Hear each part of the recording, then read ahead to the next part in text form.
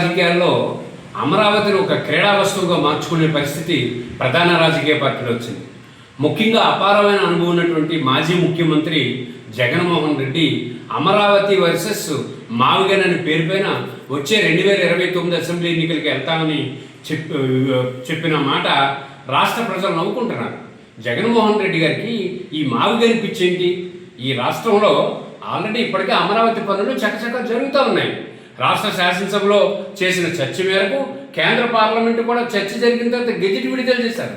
చిన్నపిల్లలాగా జరిగిపోయిన పెళ్లికి బాజాలు వాయించినట్టు జగన్మోహన్ రెడ్డి నిన్న మళ్ళా పత్రికా సమావేశం పెట్టి వచ్చే అసెంబ్లీ ఎన్నికలకు ప్రధాన అజెండా అమరావతి వర్సెస్ మావిగన్ అని చెప్పడం అత్యంత హాస్యాస్పదంగా ఉంది. జగన్మోహన్ రెడ్డి గారి లోక్సత్తా పార్టీ రాష్ట్ర అధ్యక్షుడిగా నేను కోరుతున్నాను, దయచేసి ఈ పిచ్చి ప్రకటనలతో ప్రజాస్వామ్య వ్యవస్థని మీరు నవ్వులు పాలు చేయకండి. ఈ రాష్ట్రంలో అభివృద్ధి జరగలేదు, అవినీతి జరుగుతుంది అనుకోండి, మీరు ప్రశ్నించండి. అట్లాగే ఈ రాష్ట్రంలో శాంతి భద్రతలు బాగాలేవు, మీరు ప్రశ్నించండి.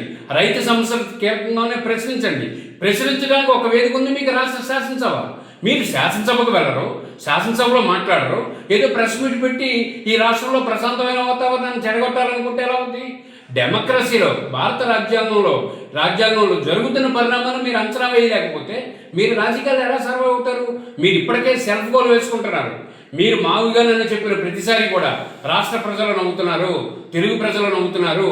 గమనించండి, ఈ రాష్ట్రంలో జరుగుతున్న పరిణామాలపైన మీరు మాట్లాడే ఏకైక వేదిక ఒక రాష్ట్ర శాసనసభ మాత్రమే.